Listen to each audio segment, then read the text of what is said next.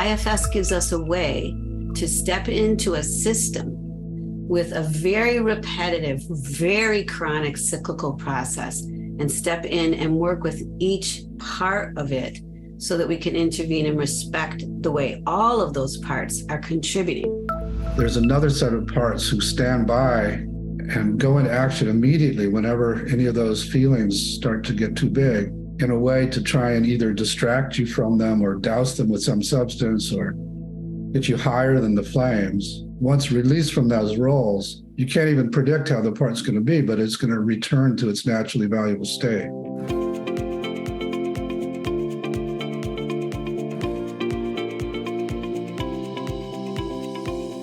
Everybody, welcome to the show.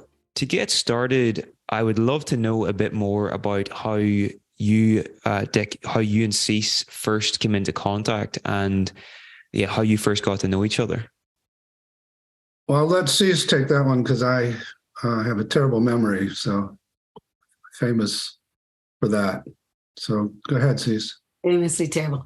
Well, Dick and I are both from the Chicago area. Dick has returned to the Chicago area recently. And, both born and raised here, basically in the Chicago area. And we were both family therapists. Now, he was trained, his PhDs in family therapy, and he was a family therapy trainer. At the Institute for Juvenile Research at the time, and this is in the very early 80s, we're going back. And I worked at a kind of a cousin agency of his, and with other family therapists. And we would go and back and forth and do workshops together.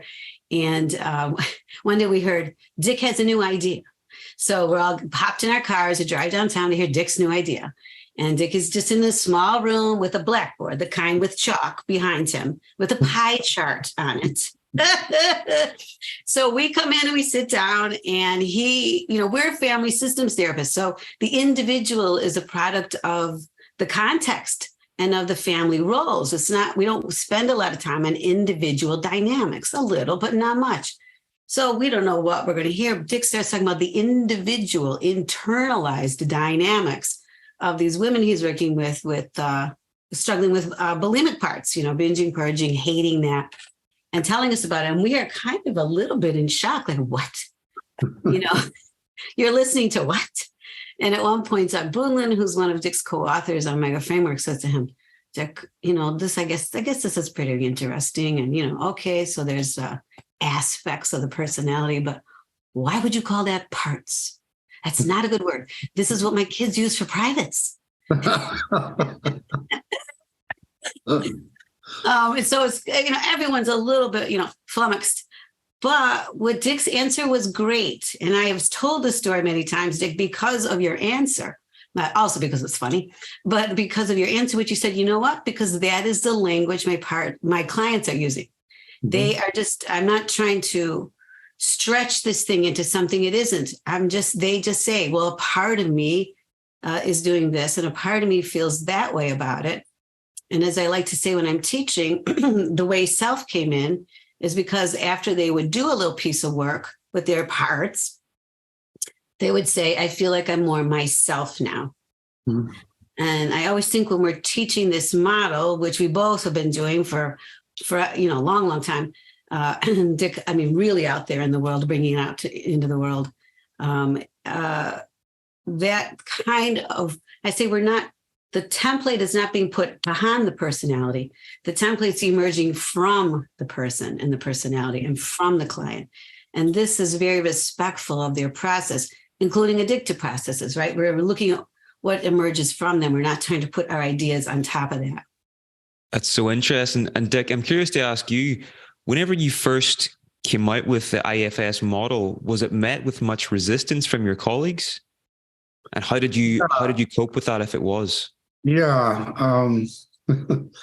So as Cece said, I was part of the faculty of a little family therapy training center that was pretty adamant that family therapy was much better than individual therapy. And we all have been staying away from intrapsychic process. So in a sense, I was seen as a traitor to the cause, and got that message from many of my colleagues. Cece was one of the few who didn't. And I was also in a department of psychiatry at the University of Illinois at Chicago, which was very psychoanalytic, and presented, made the mistake of presenting grand rounds to all these psychiatrists there. And they really took me to task. And one guy, named Merton Gill, got up and talked about how dangerous I was because I was encouraging people to fragment, and actually went to my boss and tried to get me fired. So, yeah, it was a rough start. But, I'm so grateful to Cece and a few other people from back in those days who did get interested and have been with me all this time. We sure have. It's been a wild ride back from the grassroots. Yeah, a lot of lonely years and a lot of resistance. That was just the beginning, but it was great to have a little group that I could come back to, and they could help me soothe my wounds and play with the ideas. If I may now, just one little piece around that. So that first presentation was early 80s, but his first book, you wrote some articles, of course, but the first book came out in 95. So the gestation and the process of this was really sort of tested. You tested it and worked with it a long time, Dick. And I think that I like people to know that too, wasn't this impulsive thing. Right. Well, it must have taken a lot of courage to go against the grain like that at the time, but you must have had a strong conviction that there was something really powerful here in order for you to move forward with it, and not be sort of put off your path. Yeah. Particularly, I don't know in that first presentation, Cece, if I had gotten that far, but once I got that parts weren't what they seemed, and they actually deserved to be listened to, and that as you did that, you learn a lot of stuff. That was so counter to everything else out there in the field that, as I tried that with other clients, and it was the same, and all these other clients, I just got that kind of conviction that this needs to be known. And then when self showed up, then it redoubled my conviction, and I was. I was driven by parts of me that felt pretty worthless coming out of my family. And I had parts that wanted to prove that I was valuable. And so I stuck with it partly for that reason too. And also had protectors that didn't care what people thought and protected me that way. Now, all of those parts turned out not to make for a great leadership when I became the leader of a community. So, and fortunately, people like Cece let me know when I was out of line and wasn't caring enough about what people thought. And so I worked a lot with all those parts so that they're not the motivators now, and so I can lead much more from self. Fantastic. Okay, so Cece, I want to switch over to you now, and I think it's important. So this conversation is going to focus on IFS and addictive processes. So I think we should sort of start with defining our terms here, and I'd like to ask, what do the words addictive processes mean to you? Well, I've sort of fallen away, and again, that's been a process of my own evolution of thinking over time, from the word addiction and even addict, if I can. Because I really believe that people develop parts that become extreme over time. And they're not born with this. As much as it looks or might feel like an overnight issue, when we start to listen to someone's inner world, their sensitivities, their pain has been growing over time. So their need to protect themselves has grown over time. And undoing that, healing that, will take some time too. So I really like to respect the fact that this is not something, this is process and it's developmental. And the other piece of it is that there's an internal process. We're never just working on the part that has these crazy practices or these chaotic practices. We're working on a whole person. And, every brochure for every treatment center says we treat the whole person. I get that. Everyone wants to. And some people, some people are certainly healed in all these settings. However, IFS gives us a way to step into a system with a very repetitive, very chronic cyclical process and step in and work with each part of it so that we can intervene and respect the way all of those parts are contributing. It is not just the problem area, is not just that I drink and drug. Problem area also is I wake up every morning hating myself. What about those parts? And what about the disgust? And if I don't work with the disgust, I'm going to get stuck too. Not to mention whatever parts are feeling shame. So the process is internally goes around and over time has evolved. That's really well said. And it makes me think of the fact that this views a human being as a system, and both of you are very much grounded in systems thinking. I'm just curious, to ask, what role has that played in the development of IFS, and how can someone listening to this start to think more systemically about the human beings they work with? Dick, do you want to take this one, and then we can go to you start, Dick. Yeah. So I think IFS wouldn't have existed had I studied individual process first, and my systems background set me up so that when I started hearing from clients about these parts, I got very curious, not just about the parts individually, but how they related to each other. And I began to track what in family therapy we were calling tracking sequences. I would ask, so when this part does this, what happens with this part? And then after this part reacts that way, what then happens? And I would, as they would describe it, we could map out maybe 4 or 5 parts that contributed to that circle, that Cece was talking about. And that was fascinating to me because it really, really paralleled what we were finding in families. And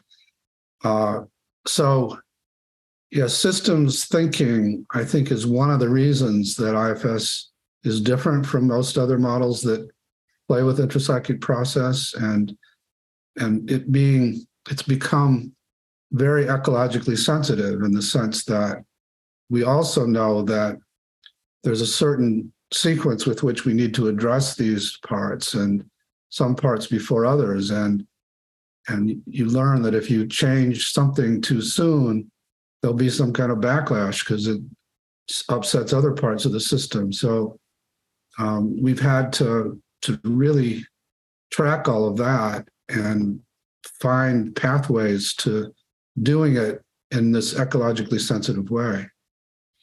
Mm-hmm.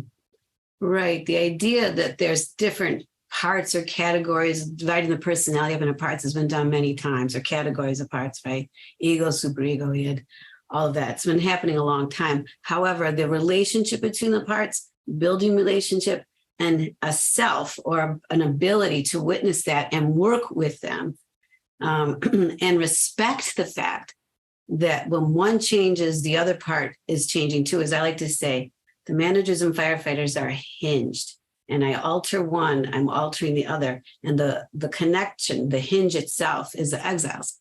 So we're always working and sensitive to every part impacting another part. As Dick says, they don't show up alone.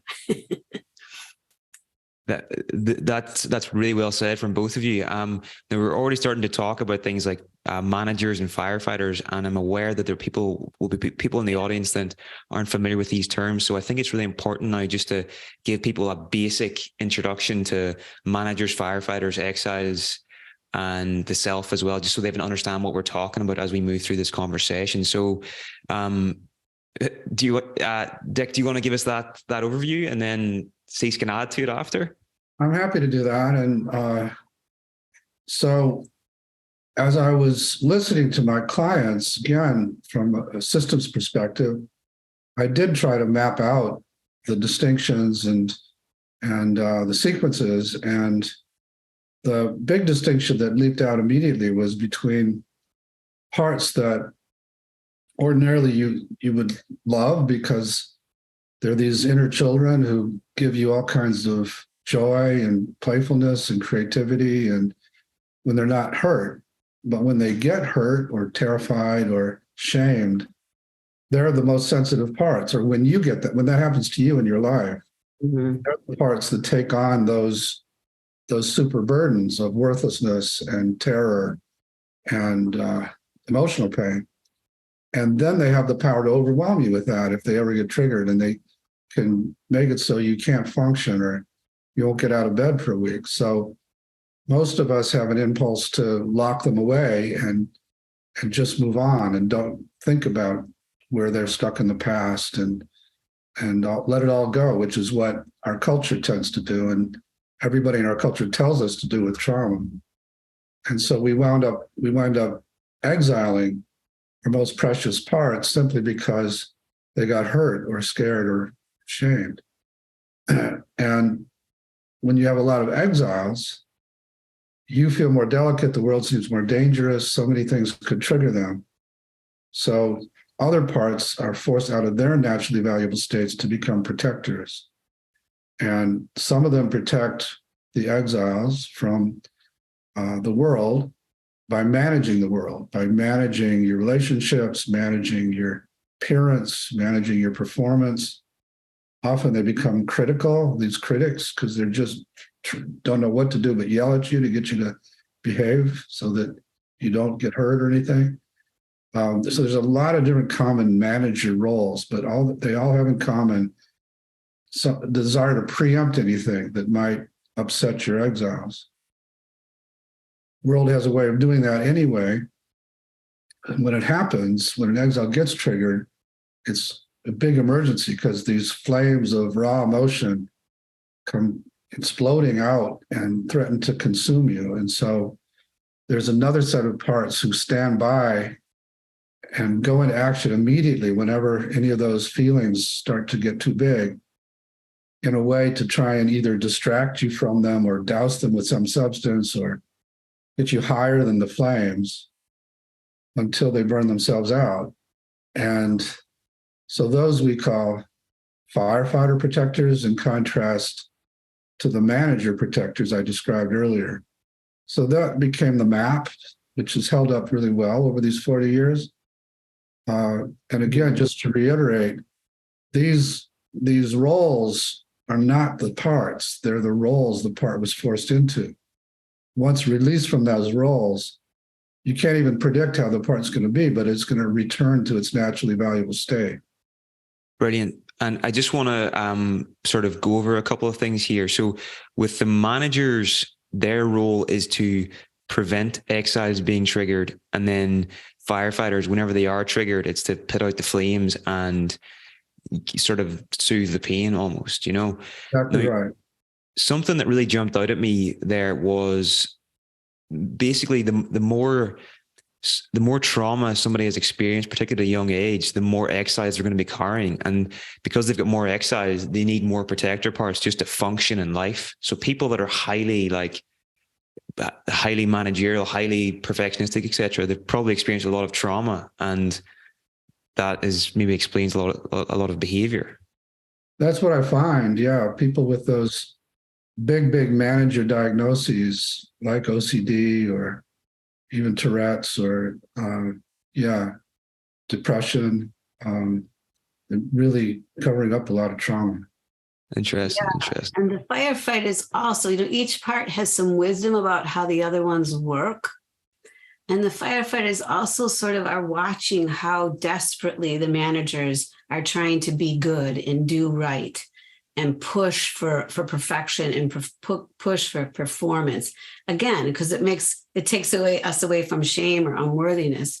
So it's like they watch the managers, they protect against the firefighters. The managers are also watching. I'm going like this because I kind of use table exercises to see, looking across the table at the firefighters going, look at if I don't criticize and jump all over them, these parts are going to ruin our life.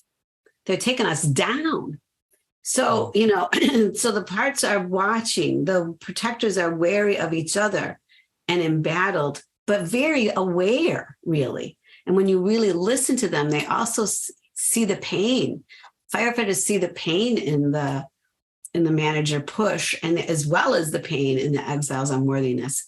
And the managers see the firefighters are chaotic. Managers need a little update, though. They only see the bad of the firefighters usually.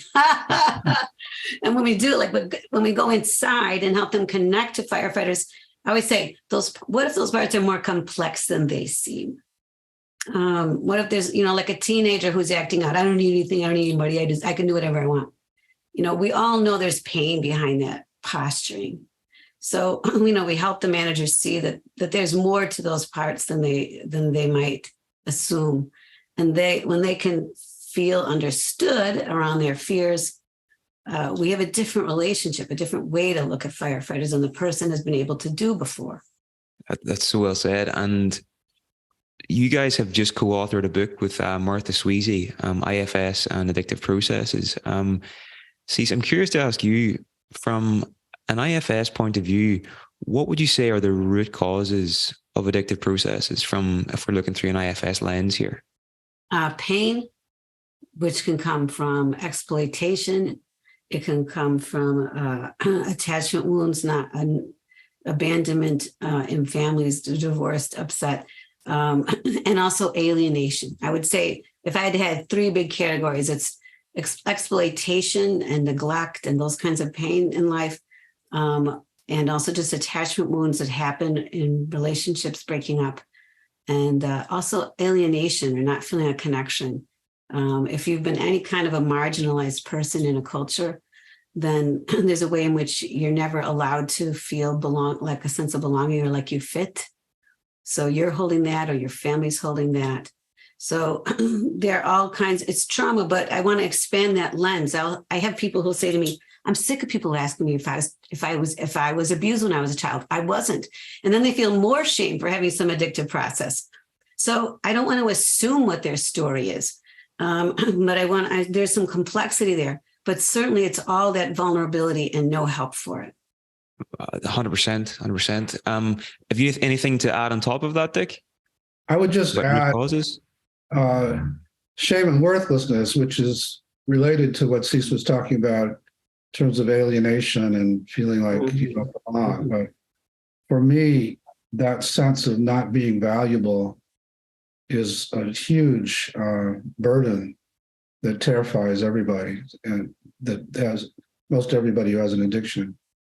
Something else I'm kind of curious to ask is, what parts are present for both of you right now? Now, before the interview, I was highly managerial, trying to get everything set up and organized and stuff. So I'm just gradually sort of transitioning out of that. But I'm just curious for you guys, whenever you're doing something like this, what parts would you say are present?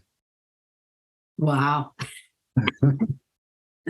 I feel, and I've gotten good at noticing when my parts are there, but right now I feel pretty self-led. I'm interested and curious and open, and it's fun to listen to what Cece has to say and then compare it to what I would say. And the only part I'm aware of is one that wants Cece to make sure that Cece has enough of a platform. So, oh, wow, that really goes in, Dick. All my parts are loving that. Thank you for saying that. Wow. So I'll take that in. Whenever I get ready to do something like this, I have excited parts. They're a little firefighter-y, so then I can talk too fast. I always have to tell myself, slow down, because I'm a fast talker. Those are my firefighters. I like to think of them as healthy firefighters, but there they are. They're a little impulsive.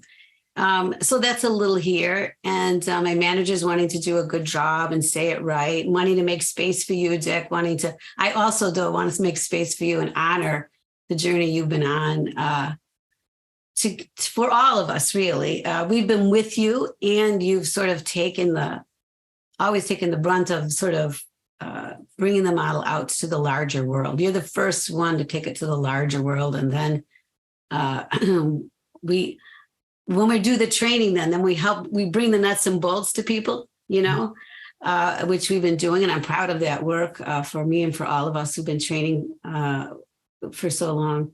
But you've been bringing out the big picture. And so I want to honor you for that. It's not, as you said earlier in the hour, it's not always easy. Definitely. Something else that comes to mind for me here are the 8 C's of the IFS model. And I wonder what direction the relationship goes here. Whenever we're in self, we experience these 8 C's, but can it go the other way as well, where if I make a deliberate effort to be curious, if I make a deliberate effort to be compassionate, is more self likely to show up, or is it self shows up first and then these qualities emerge as a byproduct? That's a good question to pose, because my experience is generally, if you're efforting, it isn't self. It's what we call a self-like part that's trying to do what they think should happen.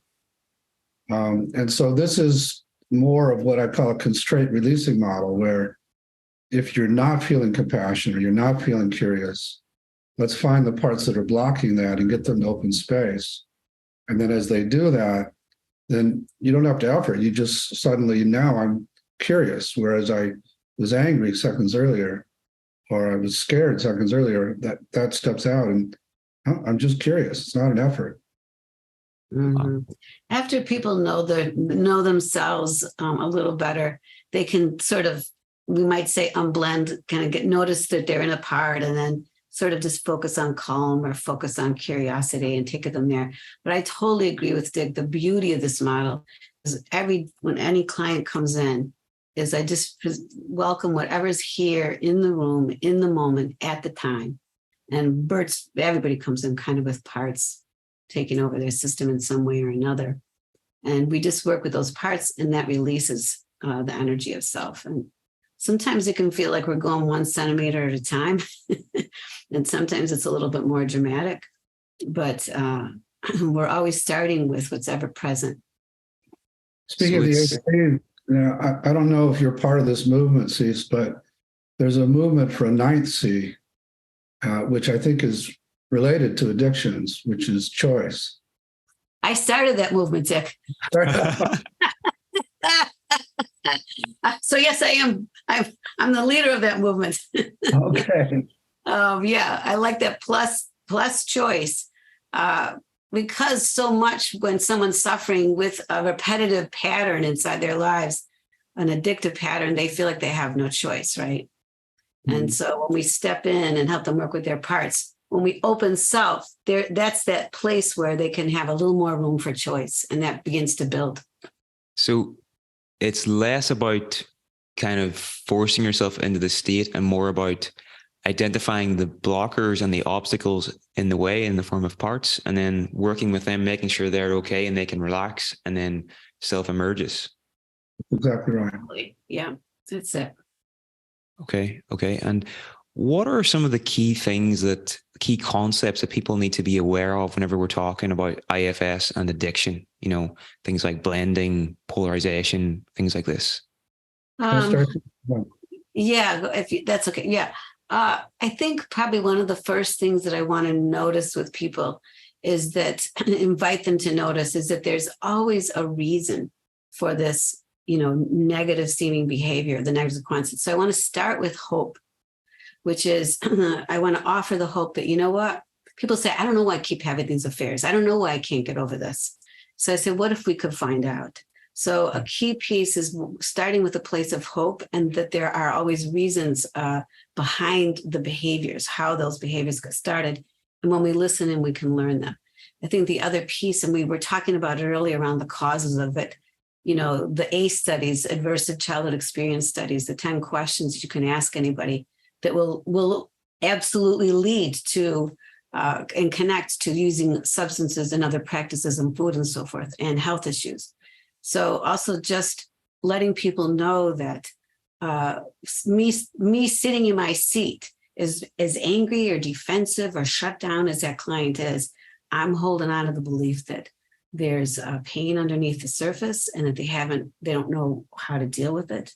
But we have ways to help them with that. Yeah, just to elaborate a little bit. So most approaches and most treatment centers have vilified the addictive part. And so instead of getting curious and asking inside why it's doing what it's doing, they're working on trying to suppress it and get rid of it. And the simple act of helping somebody get curious by getting these managers to step out of the way and then just ask that question, what the part's afraid would happen if it didn't get you high all the time, or you didn't have these affairs, or you didn't eat this binge food. Generally, you'll hear about how it's trying to protect. And then you have a kind of map to follow to change the whole system. And like Cece said, to actually give it hope, give the addictive part hope that it doesn't have to do this role. Because even though sometimes they'll say, well, I just like it, I like getting high, they really don't like it ultimately, and they would like to do something different. It's so interesting.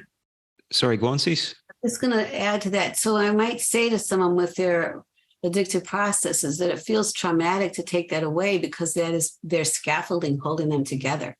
So we also start with a sense of it isn't my goal to take this away from you, nor do I have the power to do so, actually, which they know. But it is my goal. You're coming to see me to support your goals for how you want your life to look.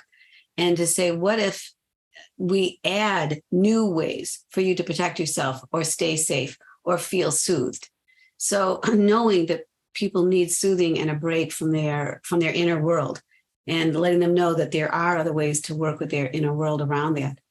I love what you're saying, Dick, about treatment centers and the overall view. I was working with working with a woman, consulting with her. Her client went into a treatment center, and she was very quiet. She was pills and alcohol, and she wouldn't talk. And so she was very, very quiet in her small groups, and they're trying to get her to talk. And finally, one day she did talk.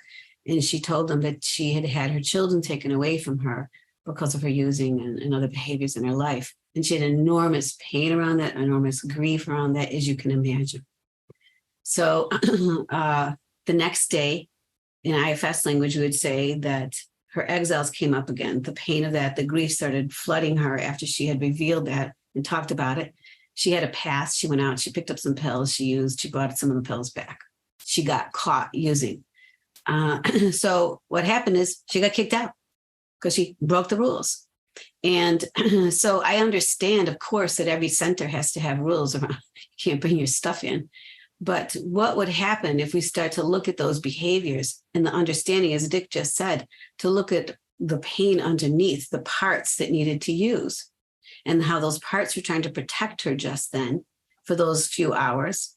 But they also, other parts are trying to get healing. They were there yesterday, the ones that were talking about it. So she's looking for connection. One of those lines out there, what's the opposite of addiction is not sobriety, it's connection. She's searching and getting connection. She feels pain about it. What if we could look at that? All three, the parts that reach out, the parts that use, and the pain underneath in a different way, rather than just try to control it. And that's the sorrow that I feel around how treatment gets distorted and limited. No one means to do that, of course, but that's, it's just more suffering, really. 100%. Something I'd like to ask about is the power of curiosity whenever working with addiction. I interviewed Janina Fisher last week, and she was saying that whenever you help a client who is struggling with an addiction, whenever you help someone in that situation to get curious, it moves them out of shame, it moves them out of self-judgment and activates the prefrontal cortex. So it takes them out of these emotional centers of the brain and gets it into, a newer brain. And maybe that's what we're talking about whenever we're getting into the self as well. Maybe there are parallels here as well. So how have you found curiosity to be effective when working with clients, and how do you help clients develop that capacity whenever you're working with them? And maybe both of you want to take this. Cece, do you want to go first, and then Dick? Dick, you can go on that one, and then I'll go, because you go and then I'll add in. Well, again, it's a different paradigm for understanding curiosity. So I think Janina would probably try to help the client become curious. And we're just finding the parts that are blocking their curiosity and getting them to step out.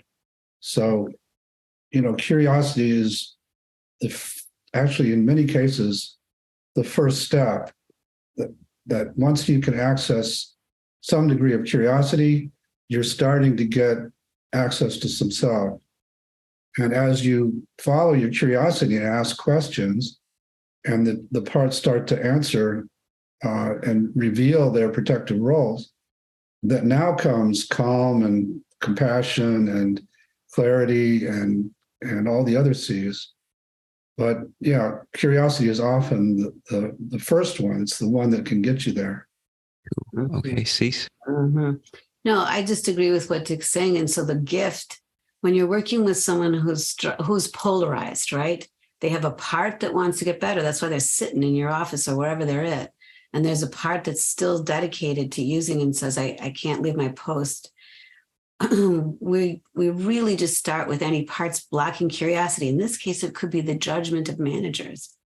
I don't want to get curious about those parts. Are you kidding? They've ruined our lives. I know enough about them, right?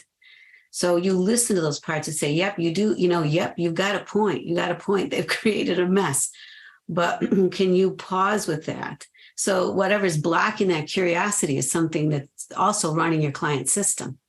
Yeah, and I'll often say, and how's your approach been working, by the way? Right, exactly.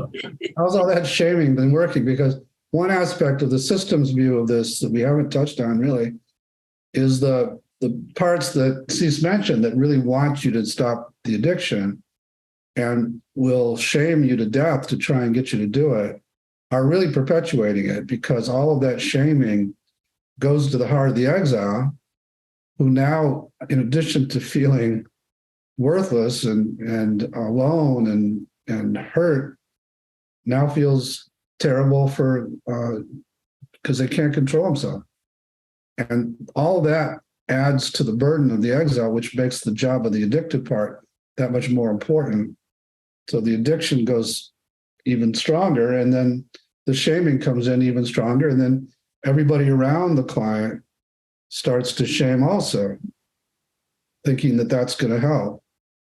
And either it works in the sense that you exile the addictive part as well as the exiles and become a kind of dry drunk, or you have that perpetual cycle where you're okay, you're quote unquote recovered for a while, and then it builds up and the addict takes over and so on. Something that's coming to mind here now is whenever we're looking at an addictive process, can you guys maybe tell me about the relationship between managers and firefighters, or maybe expand more on what's already been said? And it seems that both can be very much involved, and some people might have maybe an addiction that might be socially okay. Maybe they're a workaholic. They might have more on the manager side, whereas someone that might have alcoholism or whatever, that would be more a firefighter addiction. So, Cece, could you maybe tell me about the relationship between these two protector parts? Absolutely. As I said earlier, they're kind of hinged so that in general, I think of sort of earmarks of addictive parts of being impulsive, meaning the person feels like they don't think first, and compulsive, they feel like they have no choice, which is why I added that 9th C. It's so beautiful when we have that. So when any part is impulsive and compulsive, even if it's a workaholic part, for me, what I think helps my clients is like, okay, my worker has now become a firefighter. It is now impulsive and compulsive, and it feels a little out of control because they have managers that say, I really shouldn't be that, or I really need to spend more time with my family, or it is a little screwed up. So there's somebody commenting on that.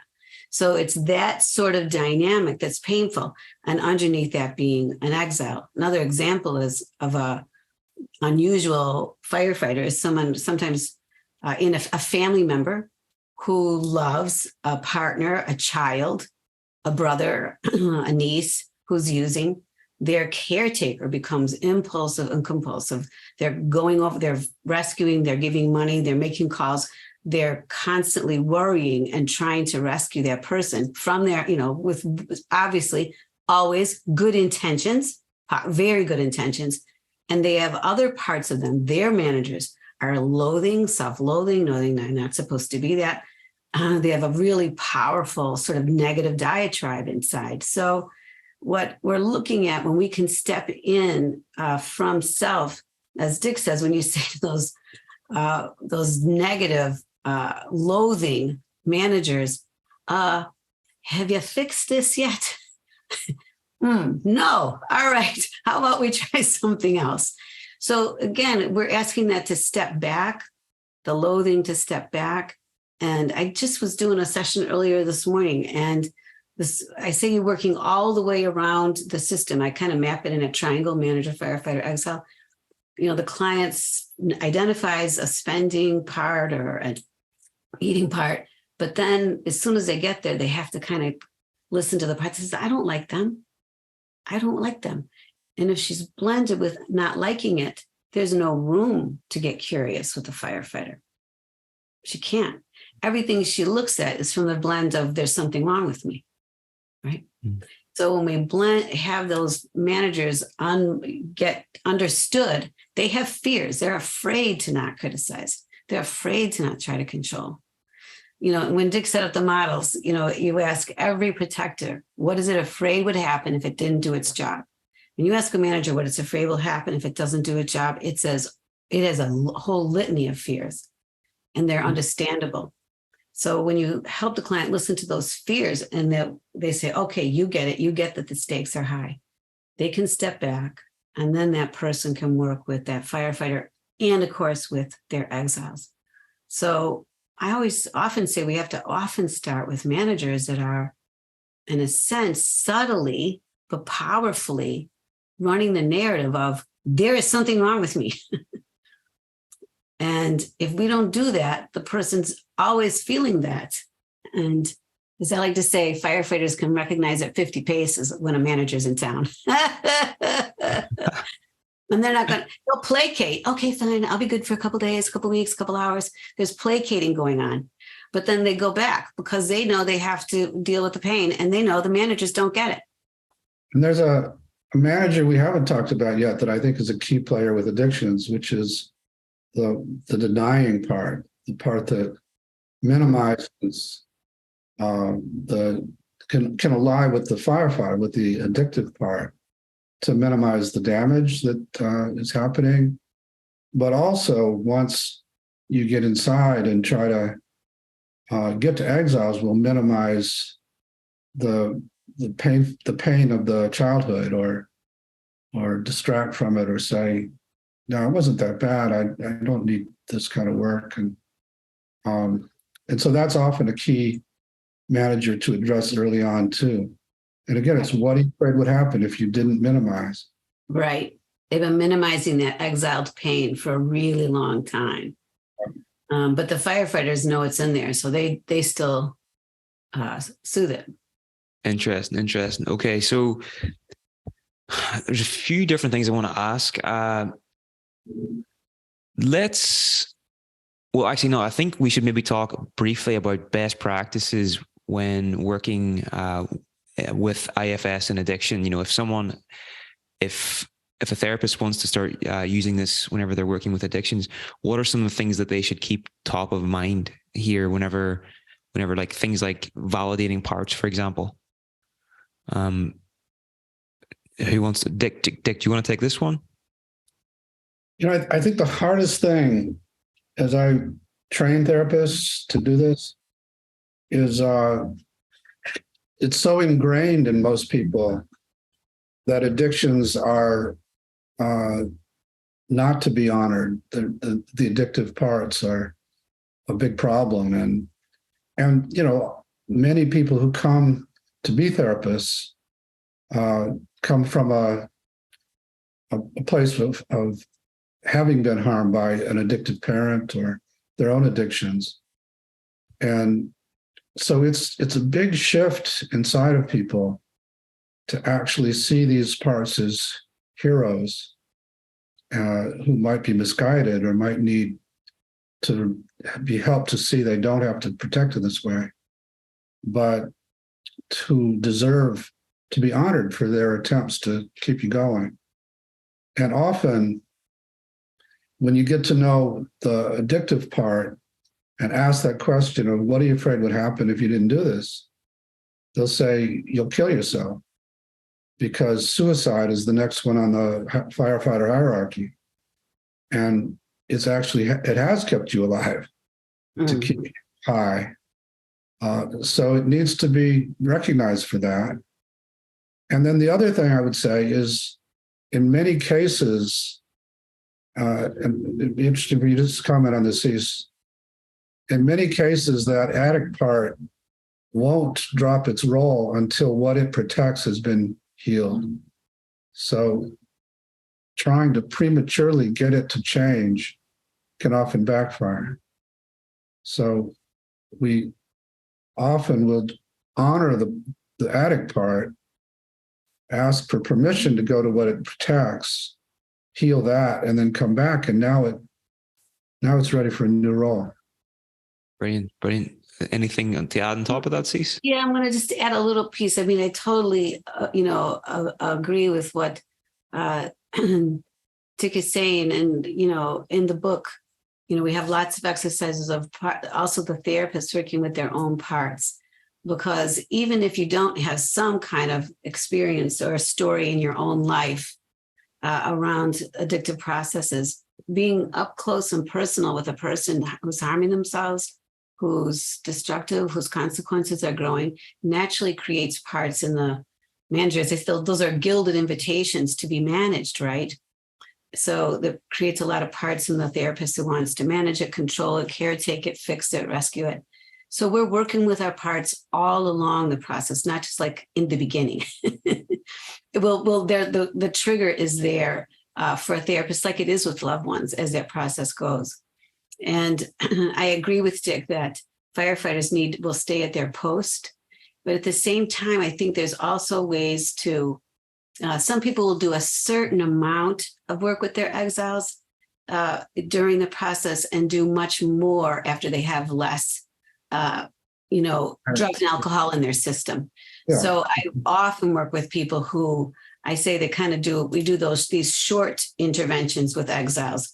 I'm not hearing everything that's occurred. We do real short little mini interventions with exiles and go back to the protectors but the protectors, by doing that, they see that self gets what's underneath there. They see that self understands that even if we don't take care of it all right now.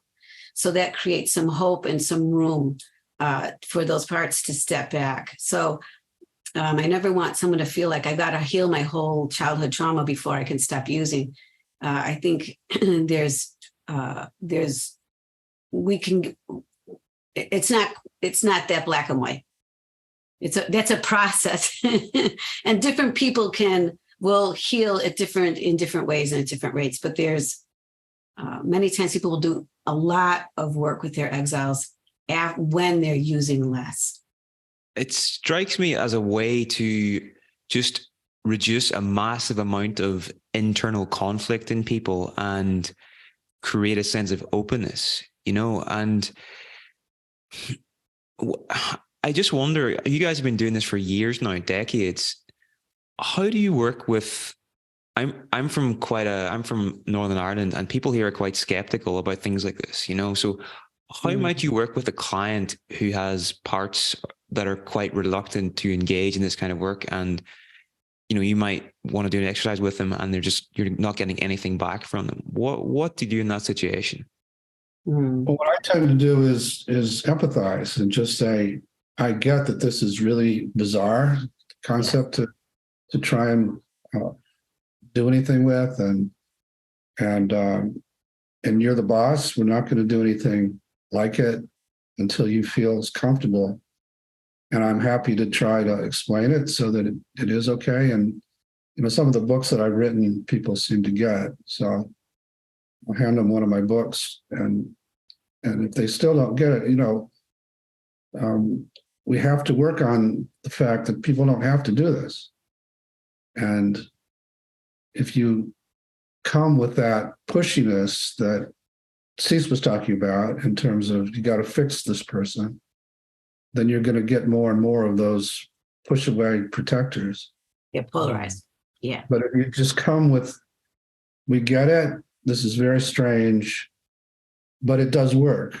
And you're the boss, you don't have to do it. But if you choose to do it, I promise you, we can do these things and that'll change the problem you have. So it's up to you, but I'm good at it and we can do it, but it's really your call. I love it. Dick is so good at not polarizing with those parts and really just staying in your own space, but you're also offering hope though, over and over again, Dick. It can be done, and this is really possible. And I love that. And I love how you're really so great at that every single time. And the other thing I might sometimes say to people who are just like, this is all, I say, wait a minute, do you ever talk to yourself? What'd you say to yourself in the car on the way here? So, they say, why am I going there? I say, all right. So we would say that's a part of you. And and often people are very aware that they have a lot of negative self-talk, right? The neuroscientists tell us we lean in that direction, right? To that sort of the negativity bias. I say, well, sometimes we got to talk back.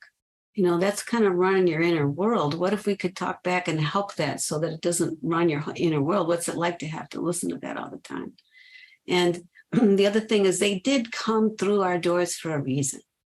So always to say, you came here there's some parts of you really want something, to do. And I get that other parts of you are feeling more reluctant, but let's welcome both. I love my polarities, right? Let's welcome the part of you that wants to be here and the party that says, turn around, don't go, and just welcome both and really say that both of these parts of you has a positive intention. One says life can be better. The other says, take it easy. I mean, don't rush me into this. And this is just to really normalize those polarities around change. It seems that it's counters our common sense about what we need to do to help people. Like this desire we have to fix ourselves and fix each other and everything. It's completely opposite to that. But whenever I hear you guys talk about it, it makes so much more sense that this would work, something I think it would be cool to sort of illustrate what this might look like in session, because there's going to be a lot of therapists that are, watching this and they're curious about how this actually looks. So let's imagine that I came to you guys and you're working as an IFS team here, and I'm saying, right, okay, I've got a really bad eating disorder. What would the session look like in that context? How would you start it? What would happen during, and how would you end? So I don't know who wants to go first here. Right now? Yeah, let me just say, I'll just say, so I really hear that I'll just reiterate what I kind of said. So there's a part of you that's coming in here that's really worried. Whole chunks of you are worried about what's going on with you and food and eating and how long has that been going on? And just take some just general history questions. We're not against history, but I want to understand what my client has been through. And I want to just honor they've been through a lot around this and how have they tried to work with it before and hear some of that stuff. But reflect that back to them all with parts. So parts of you have tried this and parts of you have tried that. And then parts of you went to an outpatient program for a while. And then what happened after that? So reflecting, and then you felt more shame, or then you felt more hopeless. And yet the parts that comfort eat, they're still here, or the parts that restrict are still here. and there's parts that still hate you. So I want to just welcome that and welcome the parts of you that have been trying so hard. And I know this doesn't sound right, but I want to welcome the parts of you that somehow just are committed to doing this stuff with food. They may need to shift, but they're trying to help you, and we're going to learn how. Very interesting. Dick, anything to add to that? No, that sounds pretty good. I mean, I would also track the sequences around the eating disorder. So, right. When you feel yourself having that urge to starve yourself, what else happens? And then when that anorexic part takes over, what happens, when your mother comes in and sees you vomiting, and then what happens, and what happens inside you then? And so and as they're answering those questions, like Cece said, so that part is doing that, and this part is doing that. Okay, well, it sounds like there's a lot of parts involved here. We're really good at helping people with their parts. That's why you're here. And if you're up for it, we can start that process. And generally, we tend to start with protectors, not exiles. It's because we've learned the hard way that if you try to go to exiles without permission from the protectors, there'll be backlash. So we go to protectors, not expecting them to change, actually, a lot of the time in the beginning, but to try and get permission to go to the exiles and then heal the exiles and then come back to them. Yeah, that's perfect. And I'm so glad you're talking about, and then what? That sequencing that we learned in family systems that applies to the inner world, because there is a pattern. And when my clients start seeing, oh, when my mother does this, then I do that, then I feel shame, then I do that, then I feel worthless. And so they start to see their patterns. And it's just actually really, in a way, beautiful when people can begin to see how that works for them. And it's powerful. That there's, you think, of course, an addictive process had a pattern. It's repeated over and over again. So knowing that you can step into the middle of that in a different way is really, it's empowering. I think that's the word that comes up. That I think the model, Dick, the sense of stepping into things is empowering. So interesting. And just we're close to wrapping up here, but I noticed throughout this conversation, I just really strangely, I just felt really good. And the thing that came to my mind as I was like, oh, I feel really good. And I just wondered, what do you guys think about, is self-energy contagious? Do you think it passes from person to person? Absolutely. That's a big tagline, that self-energy is contagious, and parts are contagious too. So if we'd spent the hour in our managers trying to lecture about all this stuff and correct each other, you wouldn't be feeling so good at the end. Mm-hmm. Mm-hmm. Yes. Absolutely. When one of us can be in self, it's a pull for the self of other people, like a tuning fork. Fantastic. Yeah. So when someone's coming to us in chaos, when we can sit in that clarity and compassion and that self-energy, we are lending that to the process. And I love the model and our, invitation over and over to the client to work with our parts. So that's what we're putting out into the therapy room, not our managers, not our fear, not our hopelessness. If this was taken seriously and taught to young people in schools and stuff, it would literally transform consciousness. I think it would change people's felt state of being in the world, so there's so much power in this. And the more people become aware of it, I think the more of an effect it's going to have in society, so just keep doing what you guys are doing. It's fantastic work and so important. Before we wrap up, Dick, I have to ask you, I've already asked your recommendations, Cece, in our separate interview, but Dick, 3 books you'd recommend that mental health professionals working with addiction should check out. Well, of course, top of the list is the book that Cece and I and Martha did, just came out. And I'm embarrassed that the other two will be also IFS books, but for professionals, the sort of Bible is called Internal Family Systems Therapy, second edition. And then I also find the intro book, the Introduction to IFS, very clear and useful for people as they start out. So those would be my three. And actually, Awesome. I'll tell you, Dick, while we're on the subject of your in my books, but No Bad Parts has been great. I did a big talk with a huge group of conglomeration of 12-step meeting people in Europe, and they had come across No Bad Parts and wanted to hear more about IFS. So I want to say also that that's a very, let's say, user-friendly, easy read, but also brings, again, what you're kind of maybe talking about now, that clarity and compassion and, to the process. So I'll add that one.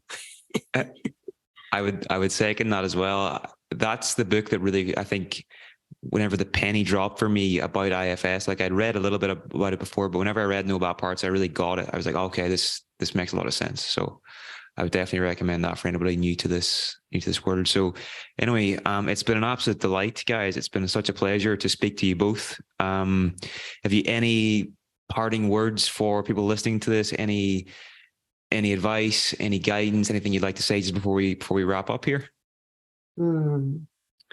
Things can get better. Okay. Yeah. Love up those addictive parts. Don't try to get rid of them, and then help them out of their roles. And always a treat to be with you now. So always enjoy it. Yeah. Thank you for having us. Thanks for both of, this has been really fun. Thank you, guys. All right. Take care. We'll speak soon. Take Bye-bye. care.